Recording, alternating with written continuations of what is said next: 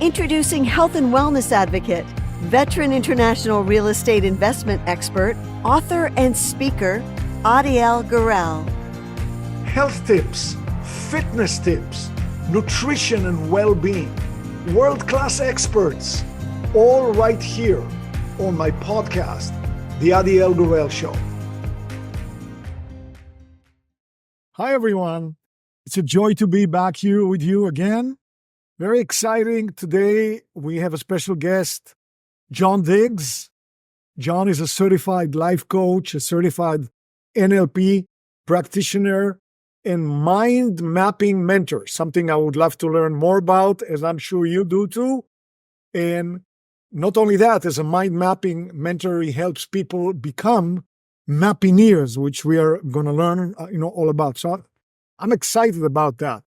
But John, before you give me the background and how you got to develop all of this and to do this, obviously I'm curious about your, NFL career. So you can tell me what did you play? Yeah, well, I played football. Well, just to start, hello, John Diggs here. I born and raised in Los Angeles, California. Got blessed to earn an athletic scholarship to Washington State University. Played there, go Cougs. And from there, I played 5 years in the NFL and CFL with the Raiders, Houston Oilers, Edmonton Eskimos up in Canada. 1995, got a couple screws put in that right knee, which ended my football career and began my mortgage career, which I went on to develop one of the top mortgage brokerages in Southern California, Los Angeles area. Lived a millionaire lifestyle. Had a great time all the way up until the mortgage meltdown. In the mortgage meltdown or Great Recession of 2007, 2008, I literally lost everything, business, houses, homes, wife, kids, everything. Very tough time for me. Forced to move back to my mother's house and sleep on the couch. I actually bought her back some time ago, which actually this story right here actually began the TEDx talk I did last year. I did a TEDx talk on this whole experience. And just to kind of give you a brief recap of the TEDx talk, which kind of led into the mind mapping deal. When I moved back to my mother's house, again, homeless, jaded, lost, all I took with me was a tote bag with gym clothes in it, my mountain bike, and a big ass box, literally a big box that was full of motivational books, CDs, tapes, and stuff I accumulated over the years. I essentially knew that I had to go back in that box to learn a lot of that stuff to kind of rebuild my life, if you will. And inside that box was this book called Mind Mapping by Tony Buzan. Somebody gave it to me. I never really read it, maybe just thumbed through a couple pages, but for whatever reason, it resonated with me at this particular point. And so I read the mind mapping book and decided to mind map every book and every CD, cassette tape that I had inside of that big ass box. And it was transformative. Changed my life in so many different ways. Because, it was my first introduction to the power of mind mapping, because most people, as you know, Adiel, is when we read books, we normally just underline things that may stand out or, highlight things or write in the kind of margins kind of deal. But with mind mapping, which basically for people who are unaware what mind maps are, mind maps are essentially just a visual information management tool is what I call it. Anything you have swirling in your mind, mind mapping is a way to actually get it out of your head and put it in a map form on a piece of paper, a napkin, poster board, or whatever that is, so you can actually start to see what you're thinking about. And so as I started going through all of these books and cassette tapes and things of that nature that was in that big ass box, I started doing what is called active learning, meaning I was looking for keywords and phrases from what I was reading to actually take from the book to put on the map, which causes me to understand the information better. Things were resonating deeper because I wasn't just mindlessly just reading and underlining things.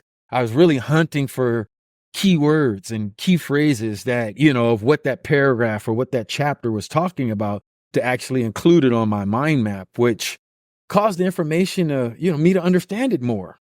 And after 90 days or so of mind mapping everything that was in that big ass box, it just transformed my life in so many powerful ways that, it was truly transformative in so many ways. And before I go, does that resonate? That makes sense? It makes a lot of sense. And one thing that kind of hit me in the last few sentences, you can give many people a very big box full of books, motivational material. Yes. It's going to have very little effect on them. In fact, 95% will never even open the box. It's true that. Out of the 5%, 90% may not read more than a page or two. So the way you describe it, it's not only that you had those materials, it's that you experienced a certain trauma. You lost a lot. You were in a place that was a down place. And that probably, I'm only speculating here, you'll tell me, more receptive, like a sponge. That was stuff that could fill that void. So you were in a unique place. In a way, you could almost say, if you love what you do now, which somehow I feel that you do, you look back at all the mishaps, the recession, the knee, well, the family, but it all brought you probably to be able to absorb that. Yeah.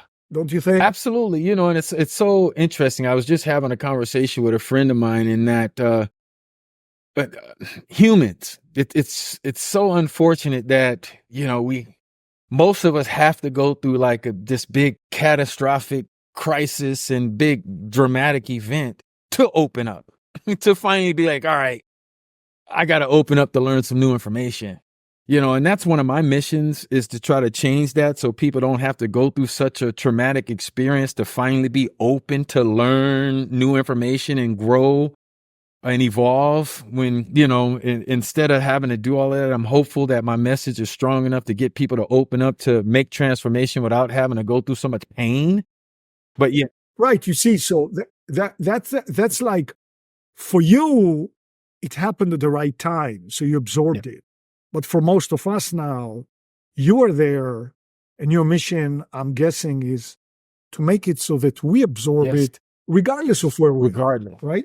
Yeah. And that's the power of my message, is that, you don't have to be in a crisis. You can be a very successful person and not know how powerful mind mapping can be, that when you're going through trying to make a decision, trying to solve a problem, trying to goal set, trying to deal with some stuff in your past, using a visual tool like mind mapping will give you the power to get greater perspective of what you're actually having to consider. Now it's no longer swirling in your head. Now you can see the key components of all of the things that you're dealing with. So you can make more informed decisions. You can solve problems quicker that way, because now you can see all of the key components versus just kind of keeping it swirling in here, which most times, when it's just in here, it causes a lot of stress, causes a lot of vexation, because, it's just swirling. So, when I work with my clients and work with my students, I really help them, let's get it out of here. Let's get it out of here. Let's get it here to see the various components of, what you're dealing with. So now you can make a decision or solve a problem from a position of strength, from a position of awareness, that, hey, this is the best way for me, because now I can see it from all of the different perspectives versus just seeing it from my own eyes. And now I can kind of see it in another way. That makes sense. There's an analogy that kind of jumped into my head. I wonder if it's relevant. When we watch some of those detective movies on TV or Netflix or whatever, one of those things, normally we know what happened. This guy is a suspect, that girl is a suspect. Right. But they always take a big board and they start putting pictures and, arrows. And sometimes I used to ask myself, why the heck?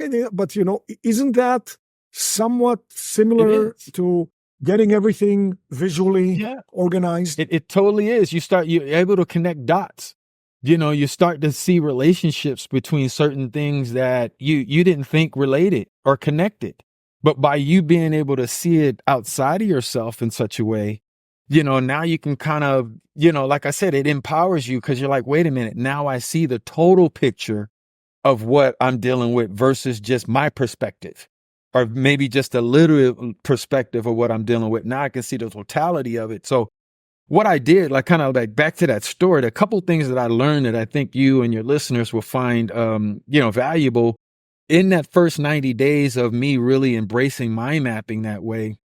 I started to see, well, as you'll see here in my TEDx talk, I had like maybe 50 different poster boards, mind maps all around my mother's house, during that time. And she was freaking out because her house was, what are you doing in my house? And I was like, Mom, I'm changing my life here. Leave me alone, you kind of deal. By having all these poster boards around that had all of these detailed mind maps on it, I started seeing connections of what each book was talking about. What Tony Robbins was saying that was similar to Napoleon Hill, what Napoleon Hill was saying that was similar to Brian Tracy. And I started connecting all of these different dots to come to realize a couple of very powerful things. The first thing was that all of them was essentially just trying to teach us in their own way that the purpose of life is just simply just to love life, love the experience of life. They all had their different strategies and experiences and teachings, but that was the ultimate goal, is just to be happy, just to love your experience of life. So I walked away with that, like, wait a minute, being jaded like I was, I didn't know which way was up. So that was an aha moment, like, wait a minute, I'm living, I need to love my life. Then the second point that I really took from that experience was that I can truly control how I love life. I can determine what love and life meant to me, and to do that, I had to get first clear on who I am and what love and life meant to me. So I started developing what is now called my I am mind map, where I put I am in the center of the poster board. And I started really just mentally thinking about what's most important to me in my life to love life. And again, I spent another 90 days, another 3 months of really contemplating what are the key components that will help me love my life. And ultimately, I broke down to, health. I got to have good health. I want wealth. I want success, and I want happiness. So if you can imagine, this poster board, in the middle, it said, I am.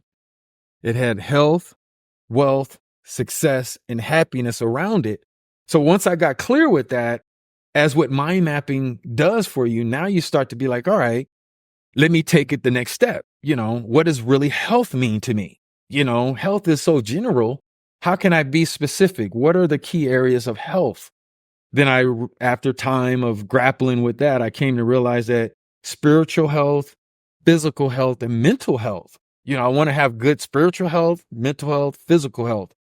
Then I did wealth. All right, that makes sense. Now, what about wealth? What does that mean? Is it just money? Then I realized I had money, but I wasn't happy. I had money before, and this stuff. So is there anything I wanted abundance of? Because I really started to understand what wealth meant. It wasn't just money. Most people think of wealth and they're like, yeah, it's money. But when you look at the word wealth in the dictionary, it's just an abundance of something. So I started thinking, like, what do I want a lot of, to help me love my life? Then I realized and landed on that I wanted a wealth of positive emotions. I wanted a wealth of skills, because I realized that if I had positive emotions and skills, I'm going to get money. Those will give me money. So I broke that down. Then I looked at the success component and I said, what do I want to be successful in? And I said, relationships, results, and rewards. Then when I looked at happiness, what does happiness mean? Everybody says they want to be happy, but they really never, what does it truly mean to be happy? Then I landed on that, for me to be happy, I have to feel blessed for my past. When I think about my past, I have to feel blessed for those experiences, the good and the bad. The bad experiences I've learned, I've grown, I survived. So I don't need to look at that in a negative way. I need to be blessed that I've grown. Then I also at the same time need to feel grateful for my future, for all of the things that are coming in the future. If I can feel blessed for my past, grateful for my future in the present moment right now, I'll be happy. So that process was really powerful. So one of the enemies, and there are many, to creating that fulfillment that you describe would be what I would call a perfectionism. Mm. So Mike Tyson, the great philosopher, said, everybody has a To plan get punched in the mouth. until they get punched in the mouth. Yeah. So let's even take one of the first one that you mentioned, physical health. Somebody has a mind map. They broke it down in a beautiful way. They're going on about their business. And that person, let's just make up a person. They are 45 years old, good health, everything is fine. And all of a sudden, they get punched in the mouth.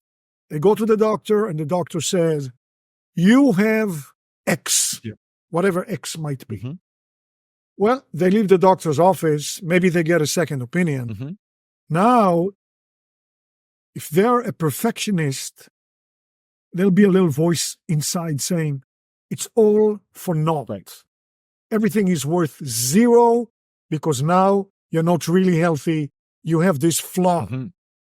Or learning, as you were alluding to, love your body, love your health with the flaw. Yeah, exactly. I mean, I would recommend, and I've seen people do this in my practice, actually, have a physical ailment like that. If they go back to their map and look at their I am map, I have some clients that's been developing their mind map for 4 and 5, 6 years now. It's always evolving. As they evolve, they go to it and evolve it themselves because of life experiences, a kind of deal. Mine has evolved for the last 15 years from what this time that I was telling you when I first started it to now completely look different because I've changed. So my I am mind map changed. But what I would suggest is that when you go through and go to that component of your mind map of I am physical health, now if you have one of those challenges, now you can brainstorm what that truly means. What is that challenge? And in that brainstorming process, you can start to determine what are your best solutions? What are your next best steps? Who do you need to contact for support? Who do you, what should you do? Unfortunately, if it's terminal, what are still your steps that you can deal with your health to the best of your ability for the length of time you may have on the earth, kind of deal. So it's always a grounding. And in my TEDx talk, I talk about how I use my I am mind map, kind of like my personal constitution, my GPS, my personal GPS. It always steers me right. My 10 commandments. Anything I'm challenged with, or I have challenges, but every time when life throws me a curveball, I always go back to my I am mind map to help center myself, to help repurpose myself, to help me remember who I intend to be internally, despite the external stuff that may be going on. And it's not that I don't deal with issues or have my ups and downs. But with this I am mind map, it helps me refocus a lot faster or get over things a lot quicker than if I didn't have it. You know what I mean? Because I have something I can go to help me get back on track faster versus like, what do I do now? My wife just left me or somebody just died or something just happened. And now I'm scrambling because I don't have a home base, if you will, or home headquarters or a constitution. To help me realize what's the true intent of my life or what I'm intending to do, kind of deal. If that makes sense? Not only does it make sense, but the way you were describing the mind map, you really were hitting on the old philosophies of the evolution of consciousness. Because basically all the sages say, the cliche. The past is history. The future is a mystery. All we have is now. So everybody talks about be here now. There are books written. Be in the present. Eckhart Tolle talk about being here now. And you actually were alluding to it. You say, I look at all the past experiences, good and bad, is necessary to make me evolve and come to this stage. That's the past. For the future, you say, I have a map, so I don't randomly charge into the future. I have a certain structure that helps me move forward. So really, you're talking about being here now and being thankful. By the way, I can't go forward without what position did you play? Oh, I'm sorry. Yeah, I played defensive back. Yeah, I played cornerback, free safety. I was on the defensive side. I cannot tell you, I swear to you, when I saw you, I thought, what did he play? And since I can't see your size, Right. I mean, you know, if you're a giant, you could have been something else, but I was assuming you're regular size. So my thought was defensive back. Yep. There it is. So you're very fast. I was, and I was a little smaller back then too. You know? Yeah. I'm an older guy now, but yeah, I was a little fast and a little smaller guy, and great experience. But now, to be honest, you know, I look at the game and surprised that I played such a violent game and love such a violent game, because I was like, man, these guys are crazy. Well, you know, games are fun in general for everyone. And if somebody's paying you a lot of money to play games, so, you know, it's easy. When you look at it from where you are now, you say, what? Right. They're causing themselves harm. Yeah. But, you know, anyway, going back to this. So how can the viewer, the listener right now, well, first of all, what's the name of your TEDx talk? It's what do they call it? If anybody just YouTubes and put John Diggs, my name, and TEDx, much better. Yeah. I can't remember what the TEDx people named it. That is so true. The name of mine is like one sentence long. I don't remember it. Just look up my name. That's all. So we will look up your name. We will listen. We will watch your TEDx talk. How many minutes is it, by the way? I think it's like just under 16 minutes or something. I think the max is 18. I did mine like 16 minutes. Yeah, it has like 20,000 views right now. So I'm pretty happy about that. That was pretty cool. All right. Yeah. And, that's fantastic. But yeah, this, what had happened, just to kind of finish my story a little bit. Once I got clear on my I am mind map, I started resonating and vibrating in a different way, despite still having nothing, despite having no income, despite being homeless. I felt empowered in such a way that a colleague of mine went to this company. They knew I had some experience with software design and development.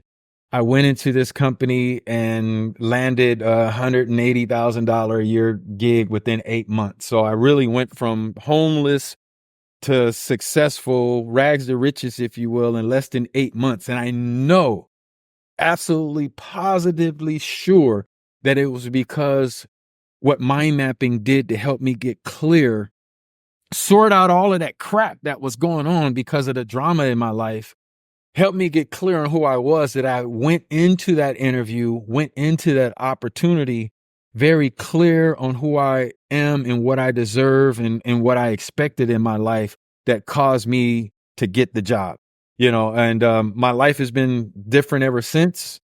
Since 2010, I've developed one of the largest mortgage software companies in the country. I designed the infrastructure, a computer infrastructure for mortgage banks for the last 14 years. But when COVID hit and we were quarantined and forced to kind of stay home and everything kind of went to a crashing halt, is when I finally decided, like, wait a minute, it's time for me to start sharing this power of mind mapping with the world. So I wrote 9 books since then, all on various aspects of mind mapping, on how people can use them and apply them, and had some, I'm an international best-selling author now. And I have various mind maps to help people out in various ways. I'm really excited about my latest book. It's called Big Play Power. It's basically designed to show young student athletes, football players, how to use mind maps to make big plays on and off the field, where I walk them through. I have a book, I have an online course, I have a 4-week course, I have workshops and all of that stuff to actually show these young football players how to mind map the biggest play they can make in the game. What is the best play you can, I don't care what position you make or play, but what is the biggest play you can make playing the game of football? It's very eye-opening to a lot of these young players because they've never been asked this before. A lot of us play the game, but never thought about, what is the greatest play I can make? Then after I walk them through that, I walk them through what is the best game they can have. And we mind map that whole situation out. Best season they can play, the best academic year. And ultimately, the last week of my course, I walk through some of the key components on what they need to be the best human they can be. And all in these workshops and videos, there's 18 videos and workshops in the course. It's all designed for them. Once they map it out, what science is showing now is that it's easier for them now to go do what I call intentional dream. Instead of just falling asleep, fall asleep dreaming about that map that you just made about that big play, that big game, that big season. Dream about that. So you're now intentionally dreaming about live experience. Kind of like what Michael Jordan used to say. Michael Jordan say he played, and I talk about this in one of my courses that, Michael Jordan hit a game-winning shot. An interviewer asked him, what was it like making that shot? And he was like, man, it was really nothing for me because I did it over and over again in my mind 1,000 times. So I knew it was going in. I was making that shot over and over in my mind. So I'm very excited about helping these young athletes to sort out and make conscious decision on what they want from the game and start to visualize, themselves playing at a high level so they not only can attract it, but experience it and really get everything they want out of that experience of playing the game. So that's my biggest one. It's called Big Play Power. I'm very excited about it. I'm working with student athletes now and they're just really just jazzing on it. Pretty cool. Well, people use it in all sports. In addition, to you can see even like, let's say randomly I'm choosing skiing. Mm-hmm. You see them waiting for their turn and you actually can see they're visualizing the course, what they're going to do. Yeah. Athletes really, but I want to hit on something. One of the components that you described in your I am map was success, and a component of success was success in relationship. Mm-hmm. You alluded to when things were very dire for you, you actually lost. I'm sure it's not lost, but you separated from your family. And so how do relationships and romantic love in families figure into this? Yeah, and it's great you asked that. I appreciate that question because I just had a conversation like that with my sister. I have a 37-year-old sister, and we were just having a conversation, and I had to pause her because she's dating and all of this kind of stuff. But I noticed a lot of her conversations around what she didn't want in a relationship. I don't want a man that does this. I don't want this kind of man. I don't want this kind of man. I don't want this kind of man. But then when I asked her, I was like, well, what kind of man do you want? It was, So, she was more clear on what she didn't want versus what she did in a relationship. And so I had her map out a mind map of all of the key components of what she wanted in a relationship and how she wanted a man to show up in her life and support her as a partner. Once we got clear with that, then I asked her a very important question that was like a aha moment for her. I said, now that you're clear on the man that you want, what kind of woman do you think a man like that would want? And she was like, so when it comes to relationships, mind mapping is very powerful. And this is something that I do teach young students in another project that I'm working on that is for college students that don't play football. It's called Mappineering Your College Years, another book. But I get them clear, not just on who they are, but when they get clear on who they are, they develop strong boundaries, I guess you can say, on what kind of relationships that they will allow to enter their personal space. I'm clear on who I am now. So I'm seeing now that who you are, and you're not on my map. You know, your behavior is not conducive to my map, you know, to who I'm intending to be. So when it comes to relationships, not just with, you know, dating kind of deal, but even with family members, I'm finding now, you know, if you have some family members that are violating you in some kind of way, you know, betraying you in some kind of way, I'm finding that when people get clear on their I am process, they're stronger in taking a stand for themselves. Yeah, despite you being my mom, dad, brother, sister, son, daughter, or whatever, I'm not tolerating this, you know, and I can do it from a place of not being angry. I can do it from a place from not being resentful. I can do it from a place of not being, you know, an asshole about it. Excuse me. But I'm just doing it from a place of clarity on who I am and who I intend to be. And if you can't align your behaviors to that, God bless you. You know, go live your life. You know, kind of deal. Okay, so I mean, you describe two groups of people. One is family. Well, the family is there no matter what. One of them could be an asshole, as you say, yeah, but they're still, you're not gonna, well, rarely you will, but normally you'll not run out of their life. You'll still stay in your life, especially if On some level. close family. So then let's go back to your sister and romantic love. So let's say she does her mind map. She has a very clear idea of what man she does want and what kind of woman that man is likely to want, and she can see if that's her. Now she meets the man. And now he seems to meet all of those points generally. So they start to date. But after a little time, she discovers that he is X, you name X. Right. He is selfish. Right. He is self-centered. He is this. He's that. He's offensive. Yes. He is a, I don't know. Right. So now the question is, does she say bye-bye because he's not going to change? Or she cares about him enough, she said, hey, you want to work on this? You want to... Yeah. Will she give him the opportunity, or he, her, you know, the opportunity to actually grow and change? Yeah, and that is, you know, naturally on a case by case kind of scenario. But what I'm finding is that when people are more clear on who they are and what they want, they won't overlook those red flags when they're like little small red flags, you know, before it becomes this big issue. You know, they'll see like, wait a minute, he said he was going to be here at a certain time and now he's not here. This is a potential integrity thing, maybe. This is an intentional thing, and he didn't clean it up. He didn't apologize. Let me not continuing with the relationship because I know this is a possible warning sign that it can get worse and eventually evolve. And I'm very clear on who I am now, that this is not going to be cool with me. So I'm going to adjust my emotions.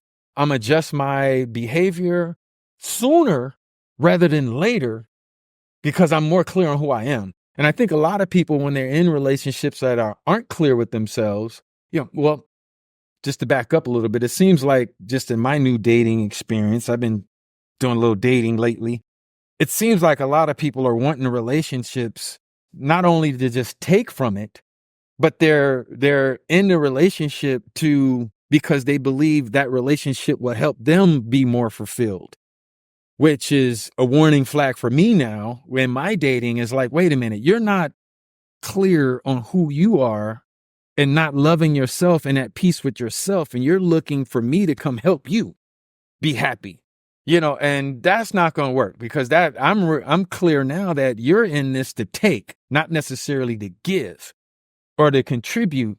So when people get clear in the relationship that this is who I am and this is what I'm looking for, or this is what I know will work for me inside of a relationship, certain things become illuminated quicker so they can make their adjustments before 3 years, 10 years later, and kids and marriage and house before they be like, I saw this when we were dating and I didn't make any adjustment with it. And now, But she was so pure. yeah, you know, or she had nice boobs, you know, so I just overlooked it, you know, and all of that kind of stuff. And now you find yourself in this quagmire, in this unfortunate situation when you should have noticed it earlier enough, but the big reason probably why you didn't notice that is because you wasn't clear on who you were, kind of deal. So that's the way it kind of works in the dating relationships from what I've been experiencing personally and what I've been helping others like my sister, get clear with. So, knowing who we are and developing that, I am map leads to healthy boundaries. I think most of us run around with boundaries that are not very healthy. Yeah. And that goes back to how we value ourselves. Maybe we are not sure we deserve that kind of behavior. Maybe they did a bad thing to me, but maybe that's okay. So, I see the great value in what you are describing and just knowing who we are. Yeah. Now, let's go back to your 9 books. For the person who is now driving his car and listening to this, which of the books would be a good start to look at? It would I would suggest this book that I wrote as a supplement to my TEDx talk. As I mentioned on my TEDx talk, I talk about that experience at my mom. So when you see my TEDx talk, I have my natural slide deck. I have a board and easel, but I also took on stage with me this big ass box, just to show people that whole illustration of what I went through going through that box. Actually, you're probably sitting on the big ass box right now, right? No, I would be a lot higher if it was. But as a spinoff to that TEDx talk, I wrote this book called What's in Your Big Ass Box. And that whole point of that book is realizing that people may not have had a literal big ass box like I had, but they do have a big ass brain that's very similar that can use the same kind of sorting that I did. And inside of that book, it helps people be open to the possibility that it's not just important to think outside of the box, but mind mapping will literally help you start to live outside of a big ass box. And once you start living outside of that limits of your box, because really the way I see it is that the walls, all of us have boxes, some framework, belief systems, because the walls of a box are really your beliefs. So when people are telling you to think outside of the box, they're telling you to think outside of your belief systems. Think about stuff that's possible that you have outside of what you put in this compartment. And when you develop a mind mapping practice or a Mappineering practice, you start to realize that, wait a minute, there are really no limits, because a mind map, if I put my limits on a mind maps just by nature of how it's structured will get me to start thinking outside of what I thought was possible, just because I'm of just the nature of Mappineering. And okay, so people would look at that book as a first glance, and on Amazon. You have a website. Yes. Where should we JohnDiggs.com. Yeah. That's easy enough. DIGGS. Yeah, JohnDiggs.com will kind of walk. The name of your TEDx talk.com. No. JohnDiggs.com. Yeah, and it has all of my stuff on there. TEDx. It has the I am system, because the I am, I have a book for that. I have a mini course for that. I have a 4-week long course that walks through every one of those, that walks people through every one of those components and ask them very thought-provoking questions to get them clear as far as what does successful relationships means to you? What needs to happen to experience a successful relationship? Let's put that on your map. And the whole ideal is once you get this map or I am mind map done, start to visualize it. Just like I said with these student athletes, start to visualize who you want to be, who you want to, with things you want to do and things you want to have. And, very important distinction that I think it's probably good for me to share with you guys is that those people that have ever heard of mind mapping or know of mind mapping, it's pretty much used as a brainstorming, project management, kind of a note-taking tool. The creator of this term mind mapping, Mr. Tony Buzan, back in the 60s, 70s, and 80s, English, educator was trying to figure out a way to help his students learn more. So he started studying the notes of Edison, Einstein, and he realized that they didn't have linear notes like most of us do. They had a bunch of notes that had symbols, keywords, drawing, phrases. It wasn't all of that stuff. So that's where he developed this mind mapping term from. And those people that know mind mapping, they pretty much use it for note taking, brainstorming, and project management, things of that nature. From what I've been learning over the last 5 years of really doing this global understanding of mind mapping, I'm the only one that's really promoting it and using mind mapping as a personal development tool to help people like this. I am as a personal tool that people can use on a personal level. So I wanted to coin a phrase to change it, to give people a distinction. And what I'm teaching is not necessarily what mind mapping is. That's where Mappineering came from.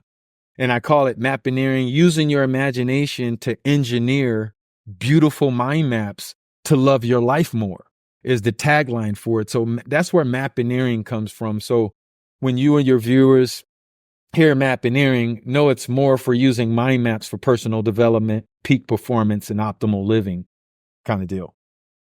Well, it doesn't really contradict, because when you talk about it being used originally for project management, our life is a project. There it is. So, there it is.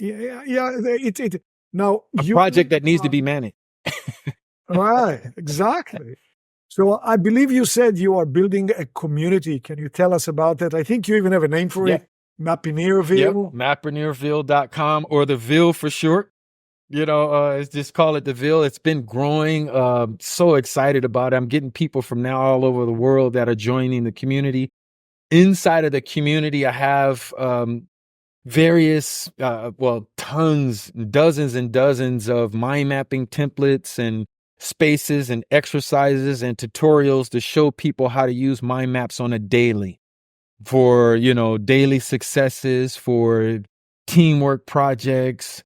We have spaces and activities in there. So instead of people just talking about a powerful quote or something, where they can share a mind map around that quote, who was involved in the quote, what was the intention of the quote, what was the impact of it today. So it's just a lot of exercises around how to use mind maps on a daily personal level to live, to love and live your best life. And there's a community of people that are that all like-minded, that really support each other in this effort to use mind maps to, just live the best life that we can.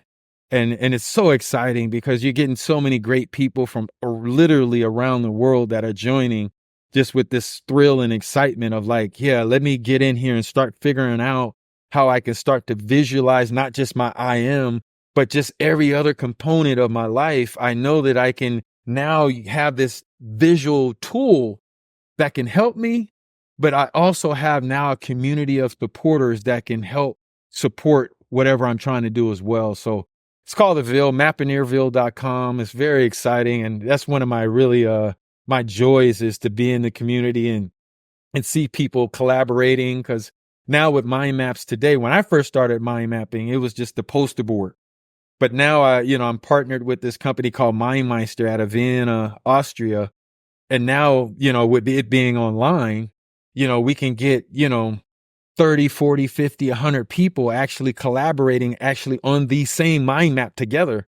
So you're getting people that are just, it's just amazing. You're getting people that are going on trips, and instead of just posting a picture that they went to Puerto Rico, let's say, is what I just saw, now they're actually putting a mind map of Puerto Rico and have all of the different components of secret hikes and secret waterfalls and all of this kind of stuff. If you ever go here, contact this person. So now we're building this kind of community of support of every possible thing people can experience. That it's very exciting. Very, very exciting. Some people, especially in the Silicon Valley area, are so busy. They say, well, I need to be more flexible. Okay, let me get a personal stretching coach or yoga coach or Pilates coach. Is there a way to work with you one-on-one? Absolutely. I went through that experience where, some high level, wealthy individuals is like, man, look, I need some one-on-one. I got some stuff that's going on. One of my CEOs, he was actually in Pleasanton, which is up there close to Silicon Valley, California. Yeah, it's not far. Yeah. It's just across, the bridge. In Pleasanton. Not the Golden Gate Bridge, the Dumbarton. So you know where Pleasanton is. Yeah, right in Pleasanton. Oh, exactly. I know that. In fact, I've been there last week. Yeah. Pleasanton. Yeah, he's right in Pleasanton, but he actually was like, asked me that same question, man. I need to work with you. His wife decided to move on with her life in another direction. And he was just trying to, despite him being a 7-figure a year guy, he was lost. He's like, my identity is now different. I was a married man for 25 years. Now I'm moving into a life that I never thought I was going to be living in. At this stage of my life, he's in his early 60s, and now, I don't, I'm shook. What do I do? So it's like, hey, let's get into your I am mind map. Let's recreate your identity, repurpose your identity in this phase. And he was like, and I, naturally referred him to my mini course and course. And he's like, how much to get you? And I was like, and I was like, well, how much you got? But yeah, so we've been working together, on a personal level. So I am open to those. It's a little tough at times because I'm really a busy dude, but I'm definitely open for those people who need that one-on-one attention because, to be totally honest with you, my message is more important to me than the money. Fortunately, I've made some good money, with my software development business that this is not a money thing for me anymore. Naturally I got to make money, and I'm realizing that I need to charge because if I gave it for free, people wouldn't respect it or value it or, come ready to with that attention needed to cause change. So I got to price it to a certain level.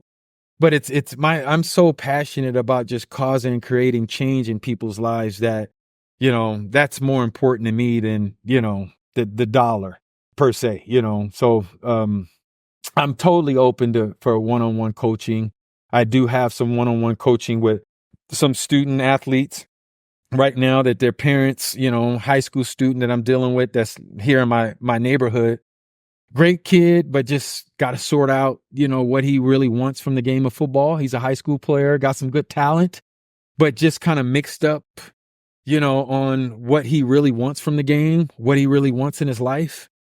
Gave a presentation to the school and, offered them to go to my Big Play Power courses. And their parent came to me and was like, look, man, our kids need some special attention, So yeah, I'm working with kids and, and I love what I do. This is really, really, really fun to help people change and transform and positively impact lives. Is really just a warm, fuzzy feeling in my heart that's priceless. It's priceless.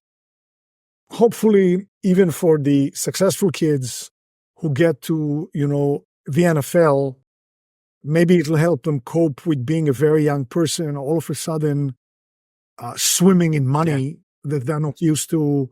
And everybody is like a shark circling them. So hopefully that can help as well. That is the goal. That is truly the goal. I was one of those kids, that was raised in extreme poverty. The next thing you know, I signed a contract and got all this money and my identity shift. And I didn't know who I was. I didn't have an I am mind map.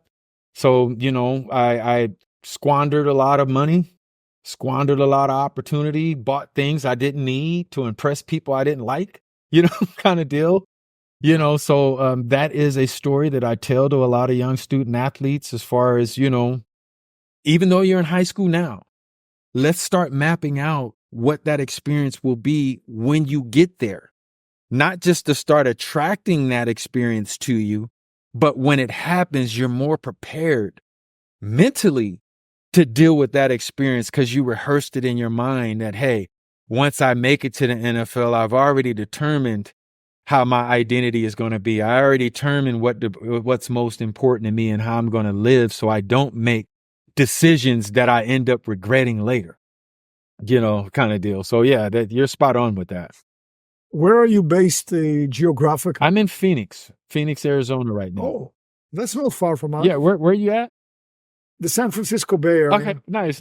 Yeah, yep. I love San Francisco. We're in Phoenix. On the east side, in a community called Val Vista Lakes. It's like in Gilbert on the east side of Phoenix. I love Gilbert. Yeah. So you know where I'm at. Yeah, I'm right like on Baseline in Val Vista Lakes. There's a community right there that I'm in. It's beautiful. I love it. I love it. My kids love it. I'm only here to get my youngest, who's a freshman in high school. Once she's off to college, my vision is to move to Oahu. I'm a Hawaii guy. That's my happy place. And yeah, I'm excited and not counting the days to get there, but it's like a few hundred days left. It's so funny. Oahu, because it's a combination of, you still get the weather and the ocean and all of that, and yet you still get kind of like a city type place where you can work. Born and raised, as opposed to maybe Kauai or Maui. Yeah, born and raised in LA. I'm a city guy, and I love Kauai. I love the Big Island. I love Maui. I love Kona. I've been to all of them. But yeah, I gotta, still be able to hear a horn every now and then, some traffic. Some of those places are too rural for me. I would go crazy. Right. So, how many kids do you have? I have 3 girls. 3 girls. How old are they? 26, 18, and 15. It's so funny. I tell this story a lot when people ask about me having 3 girls, and it's a true story. My dad said, "Son, you would have had a boy if you would have did it with your socks on." And I was, and I tell him all, and my response has always been like, "Dad, who has time to take socks off?" There you go. So let me ask you this. The late Robin Williams, for many people, including myself, was one of the funniest people. I like him. I like, Eddie Murphy. Lovely. To me, these guys are extremely, because I'm old school. Talented. I'm old school. Very talented. So Robin Williams' kids thought he was extremely unfunny. Right. So now I ask you, your girl, I know that once you have your system all honed and you work with young people, you were dying to get them to, engage, but sometimes it backfires. So did they engage or did they not? They do. My 15-year-old, well, not without some incentives. Put it that way. My 15-year-old, I pay her $25 per mind map for book reviews. I'm starting inside of Mappineerville, the Ville book reviews, to where, we, in the center of the mind map is the title of the book.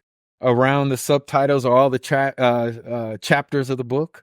And it's so beautiful to hear my little 15-year-old, "Hi, this is Sasha Diggs, and I'm doing a book review, mind map on, with whatever the book is." And so, yeah, they been doing it. My middle daughter's been great. My oldest daughter's been, all of my kids, they've, I had to incentivize them first, total transparency. But now they kind of see it. I just had, honest to God, this morning, my 15-year-old said, "Dad, I had a good time making that one mind map. It was a lot of fun." And they've been using it for school and note taking, and realizing, and this is what I've been finding in my research, is that Ivy League schools have been really promoting mind mapping to their students, and they're finding an increase in the test scores, because they're realizing that when students note take and do their projects and stuff using mind maps, it's easier for them to close their eyes and visualize the answer on the map versus that linear bullet point that they were doing before. And that's what my kids are now experiencing, is that when they do it in mind maps and they get an answer or a question on a test, they can close their eyes and be like, "You know what? That was in the lower left-hand corner. I know that answer. I put it there. There's the answer." So that's just another power powerful way that mind maps are used for students too. Sounds like you did a great job with your kids. So now there's Mappineerville. That's the online community.com. There is johndiggs.com. The book you recommend to start with has the words big ass box in the name. Yep, and they can just put John Diggs big ass box in Amazon and it comes right up. Right there. Yep. And your TEDx talk, again, John Diggs, just looking for the talk. Yep. John, I really thank you for taking the time to be here. Thank you for having me. Fascinating to learn.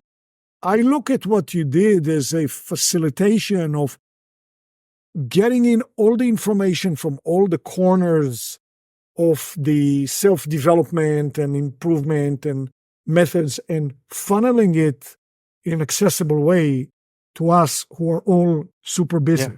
So that's unbelievably useful, and I'm very thankful for Thank you. Thank you so much for having me. I appreciate it, Adiel. And you are amazing. And just know for anything you need from me, just reach out to me. I'm always here for you. If you got questions, you need some mind mapping questions, just email me, shoot me, and I promise to be there for you on a personal level, just as a way of just saying thank you for having me and helping me share my message. I appreciate you. Thank you so much.